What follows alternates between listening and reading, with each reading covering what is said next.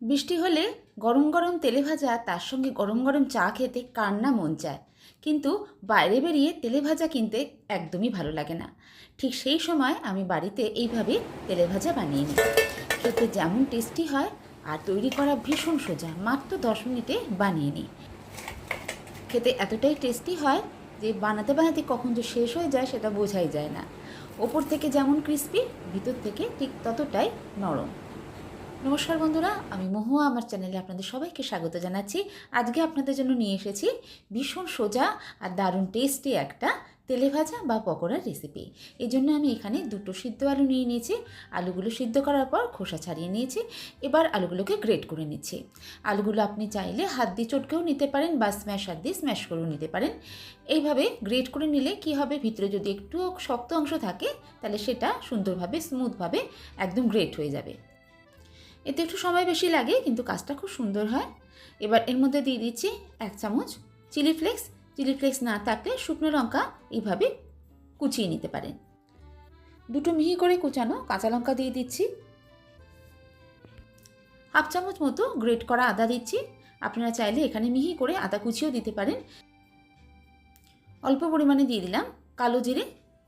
এবার দিচ্ছি কাসুরি মেথি 1/2 চামচ মতো। কাসুরি মেথি না থাকলে এখানে আপনারা ধনেপাতা দিতে পারেন। ছোটো চামচের 1 চামচ দিয়ে দিয়েছি হিং। হিংটা দিলে কিন্তু ফ্লেভারটা ভীষণ সুন্দর হয়, তাই হিংটা স্কিপ না করে অবশ্যই দেবেন। আর স্বাদ মতো নুন দিয়ে দিয়েছি। সব কিছু ভালো করে একদম হাত দিয়ে মেখে নিচ্ছি। দেখুন খুব সুন্দরভাবে মাখা হয়ে গেছে। এবার আমি এখানে নিয়ে নিয়েছি 1 বাটি পরিমাণে চালের গুঁড়ো। এই চালের গুঁড়োটা দিলে বড়াগুলো হবে ভীষণ মুচমুচে। চালের গুঁড়োটা সবটা একসঙ্গে দেবো না, অল্প অল্প করে দিয়ে মাখবো। এভাবে আলুর মধ্যে হাত দিয়ে ডলে ডলে চালগুলোকে মিশিয়ে নিচ্ছি। অল্প অল্প পরিমাণে দিয়ে দিয়ে মেখে নিচ্ছি। একবারে দিলে মাখতে অসুবিধা হবে আর একটু ডেলাও পাকিয়ে যেতে পারে, এই জন্য অল্প অল্প করে দিয়ে মেখে নেব।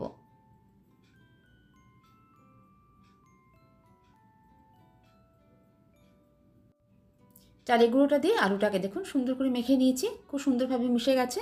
এবার এর মধ্যে দিয়ে দিচ্ছি 3 টেবিল চামচ মতো ময়দা।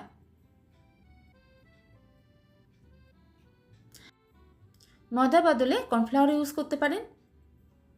ময়দাটা দিয়েও ভালো করে মাখা হয়ে গেছে। এবার এর মধ্যে দেব জল। জলটা দিয়ে একটা ব্যাটার তৈরি করব। জলটাও কিন্তু আমি একসঙ্গে ইউজ করব না, অল্প অল্প করে দিয়ে এভাবে মেখে ব্যাটারটা তৈরি করব। প্রথমেই একসঙ্গে বেশি জল দিয়ে দিলে বেশি পাতলা হয়ে গেলে কিন্তু বড়া ভালো হবে না, তাই অল্প অল্প করে জল দিয়ে ব্যাটারটা তৈরি করে নিচ্ছি। আর আমি আপনাদের পরে দেখিয়েও দেবো যে আমি এখানে কতটা জল ইউজ করেছি। আর ঠিক এরকমভাবে ফেটিয়ে ফেটিয়ে এটাকে ব্যাটারটাকে রেডি করে নিতে হবে। আপনাদের দেখিয়ে দিচ্ছি, দেখুন মাখার পরে ব্যাটার ঠিক এইরকম হবে। যখন বড়াটা ছাড়বো একটু থেমে গিয়ে তারপরে পড়বে। এর থেকে বেশি পাতলা করলে কিন্তু বড়াগুলো ছড়িয়ে যাবে, ভালো হবে না। ঠিক এইভাবে ব্যাটারটা রেডি করে নিয়েছি। ব্যাটারটা তৈরি করতে আমার কিন্তু খুব বেশি জলের প্রয়োজন হয়নি। যে বাটিটা মেপে আমি চালের গুঁড়োটা নিয়েছিলাম সেই বাটি মেপে 1 বাটি জল নিয়েছিলাম, আর দেখুন এখনও এতটা জল রয়েছে, তাই খুব বেশি জল আমার লাগেনি। এবার লাস্টে এর মধ্যে দিয়ে দিচ্ছি 1/2 চামচ মতো খাবার সোডা। খাবার সোডা বা বেকিং সোডাটা দিয়েছি, তাই 1 চামচ জল দিয়ে এটাকে মিশিয়ে নেবো ব্যাটারের সঙ্গে। আর আবারও ঠিক এইভাবে ফেটিয়ে নিচ্ছি।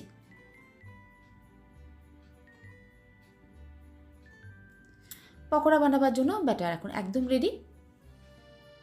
একটা কড়াতে আমি রিফাইন তেল গরম করতে বসিয়ে দিয়েছিলাম। তেলটা কিন্তু খুব বেশি গরম করে নিয়ে নিই, যখন মাঝারি গরম হবে তখনই বড়াগুলো ছাড়তে হবে। ছাড়ার সময় ফ্লেমটাকে একদম লো করে দিয়েছি। খুব বেশি বড় বড় আমি বড়াগুলো ভাজছি না, পকোড়ার মতো এরকম ছোটো ছোটোই ভাজছি। লো ফ্লেমে রেখে বড়াগুলো ছেড়ে দেওয়ার পরে যখন এক পিঠটা দেখব এরকম গোল্ডেন রং হয়ে গেছে, এবার পকোড়াগুলোকে এভাবে উল্টে পাল্টে দেব। আর ফ্লেমটাকে এখন করে দেব মিডিয়াম টু হাইতে। আর সমানে এভাবে নেড়ে পকোড়াগুলো ভেজে নিতে হবে, যাতে একদিকটা খুব বেশি না লালচে হয়ে যায়। এভাবে সমানে পকোড়াগুলোকে নেড়ে চেড়ে ভেজে নিচ্ছি। দেখুন আস্তে আস্তে কালারটা খুব সুন্দর হয়ে যাচ্ছে। লালচে করে এভাবে ভেজে নিলাম। এরকম ভাজলেই কিন্তু পকোড়াগুলো একদম মুচমুচে হবে। এবার এগুলোকে উঠিয়ে নেব তেল ছড়িয়ে। গরম তেলে এরকমভাবে পকোড়া ভাজতে কিন্তু জাস্ট 2 মিনিটই সময় লাগে। ভালো করে তেল ঝরাবার জন্য আমি এরকম একটা ঝাঁঝরিতে নিয়ে নিলাম। এবার এগুলোতে নামিয়ে নেবো একটা প্লেটে। আওয়াজ শুনে নিশ্চয়ই বুঝতে পারছেন পকোড়াগুলো কতটা ক্রিস্পি হয়েছে আর কতটা মুচমুচে হয়েছে। বাকিগুলোও ঠিক একইভাবে ভেজে নিচ্ছি। পকোড়াগুলো ছাড়ার সময় খেয়াল রাখবেন তেলটা যেন খুব বেশি গরম না হয়ে যায়। খুব বেশি গরম তেলে দিলে পকোড়াগুলো দেওয়ার সঙ্গে সঙ্গে কিন্তু একদম লাল হয়ে যাবে। তেলটা যখন মাঝারি গরম হবে তখনই পকোড়াগুলো ছাড়তে হবে। আর যখন ভাজবেন ঠিক এই রকমভাবে নেড়ে নেড়ে ভাজবেন, কারণ এখন যতক্ষণ না পকোড়াগুলো ঠিক এরকম লালচে আর ক্রিস্পি হয়ে যায়।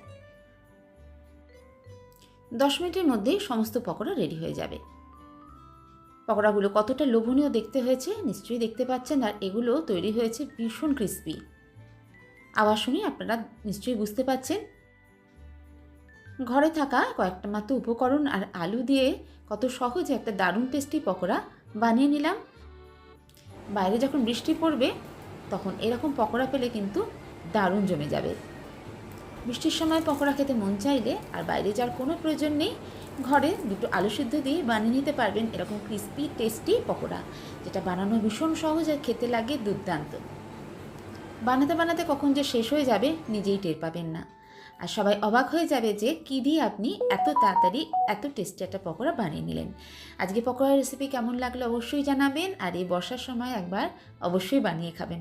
ভালো লাগলে লাইক দিয়ে দেবেন, আর যদি আজকে আমার চ্যানেল নতুন ভিজিট করছেন, রেসিপিটা ভালো লাগলে চ্যানেলটা সাবস্ক্রাইব করে নেওয়ারও অনুরোধ রইল। আজ আসি বন্ধুরা, আবার কোনো নতুন রেসিপি নিয়ে আপনাদের সঙ্গে দেখা হচ্ছে। সবাই ভালো থাকবেন, সুস্থ থাকবেন, সবাইকে অসংখ্য ধন্যবাদ।